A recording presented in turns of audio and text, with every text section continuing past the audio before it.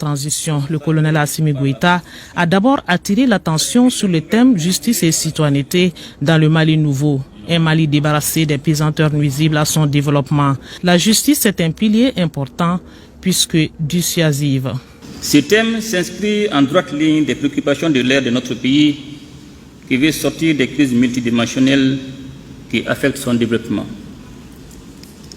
Le constat est que tout effort de développement qui ne tient pas compte du capital humain est voué à l'échec.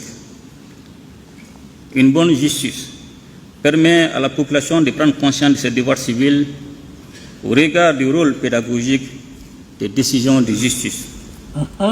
Nous constatons une incompréhension entre la justice et les citoyens. Ces derniers ont, à tort ou à raison, une certaine appréhension de la justice et du système judiciaire. Comme tout système, la justice doit être continuellement améliorée pour corriger les tares, mais aussi pour veiller à ce que les citoyens soient de bons citoyens. Le président de la transition est revenu sur une dizaine de recommandations des Assises nationales de la refondation, comme l'ouverture aux citoyens de la Cour constitutionnelle, le rapprochement des administrations judiciaires, des populations, l'effectivité de la médiation pour désengorger les maisons d'arrêt. Toutes ces recommandations, les Assises ont connu un début d'exécution et certaines ont été exécutées comme l'adoption et la promulgation de la nouvelle Constitution du 22 juillet 2023. Depuis un certain temps, le gouvernement a déployé des efforts pour rendre opérationnelles les juridictions nouvellement créées et améliorer les conditions de travail et de vie du personnel judiciaire grâce à l'augmentation du budget alloué à la justice. Les efforts et les réformes vont se poursuivre pour une justice capable de lutter efficacement contre les maux qui minent notre développement. Et le chef de l'État de rappeler que le Mali fait face au terrorisme qui constitue une grande menace pour la paix et la sécurité. Notre pays fait face au terrorisme qui constitue l'une des plus graves menaces à la paix et à la sécurité internationale.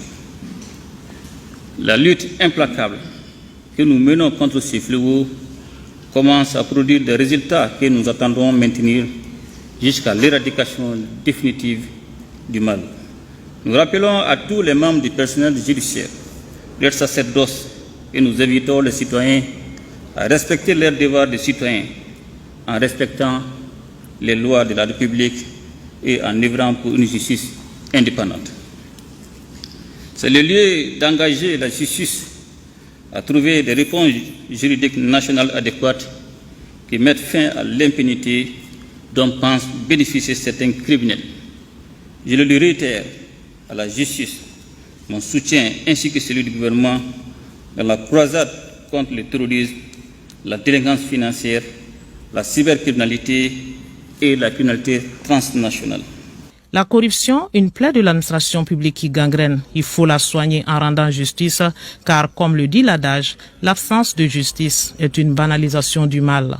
La lutte contre les pratiques néfastes en matière de marchés publics, comme les surfacturations, les conflits d'intérêts, les concussions des fonctionnaires et la corruption sera désormais renforcée par le projet de code pénal et de code de procédure pénale en cours d'examen.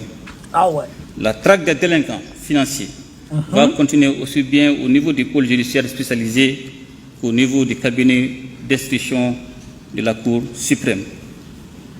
Je garde l'espoir que notre justice, en dépit des difficultés qu'elle rencontre, saura relever les défis liés à l'assainissement des finances publiques et au redressement du secteur économique. Le président de la transition, président du Conseil supérieur de la magistrature, a enfin félicité les différents intervenants avant de souhaiter une excellente année de travail et de réussite à la grande famille de la justice malienne. Opportunité d'échange direct avec les pouvoirs publics, l'on aura retenu une audience genrée, riche de contenu, au goût d'un vrai cours magistral où tout le monde trouvait son compte, universitaire et profane en matière de justice.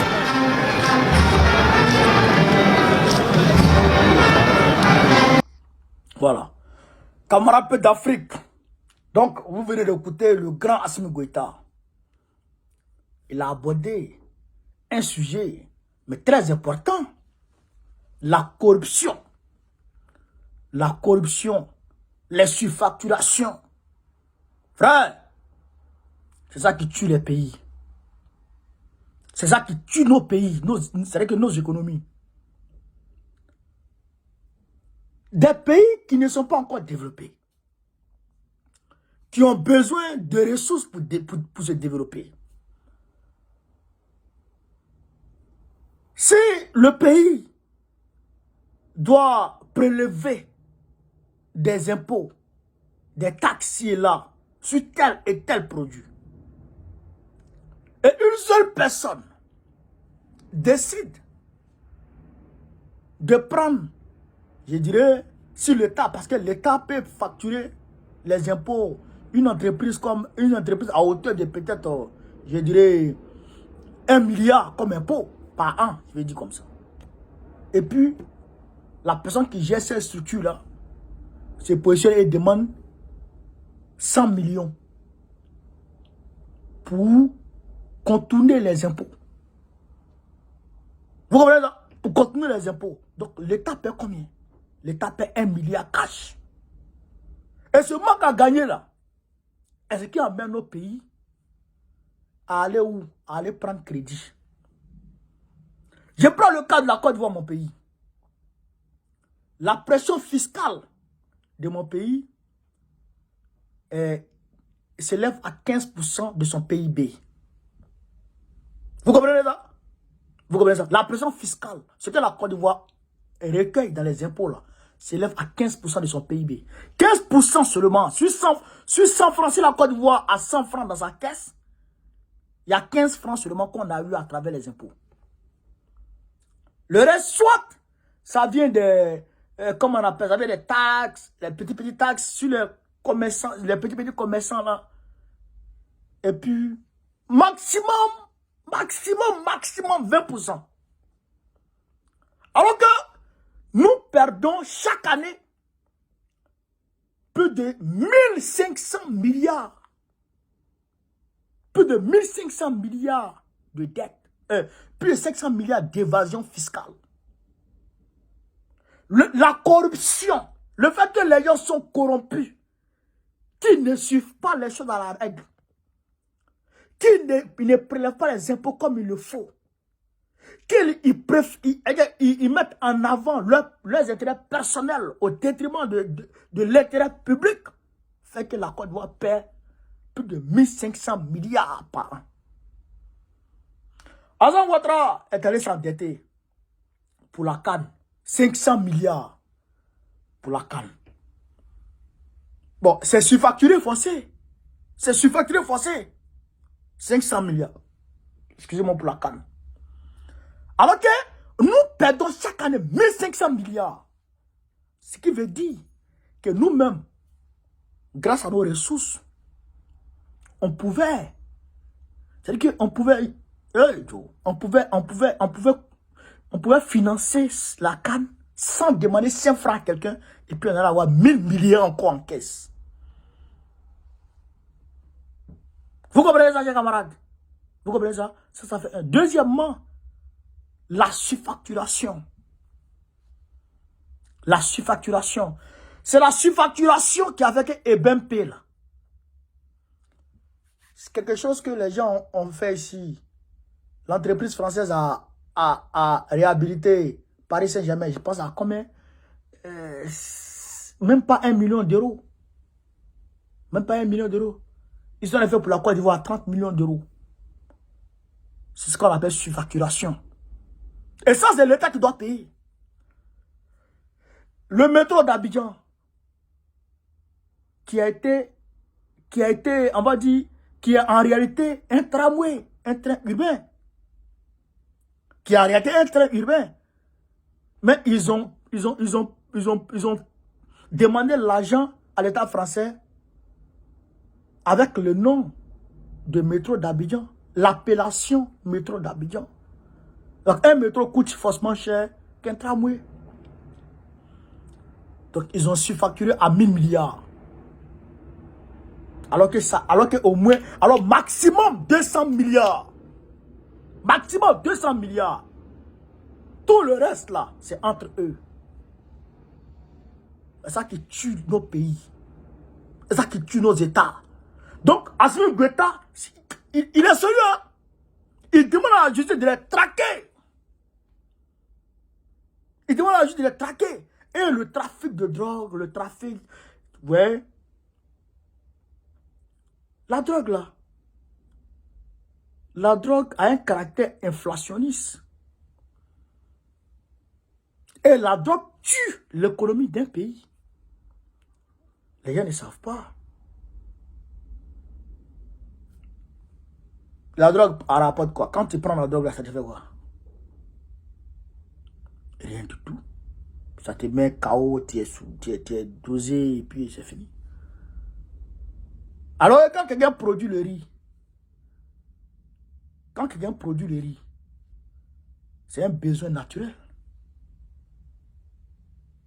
Le riz, on l'achète pour se nourrir. On achète le riz pour se nourrir, pour travailler. Donc, avec le riz, non seulement le besoin est réel, et on peut travailler pour ça. Mais la drogue, on fait quoi? Ça lui fait du mal. Non seulement ça gâte la jeunesse, ça tue l'économie, et un homme d'affaires, un businessman de drogue, facilement, il peut venir prendre une maison, puisque son argent, là, il ne joue pas pour avoir. Il peut venir prendre une maison, il peut payer sur 1 an.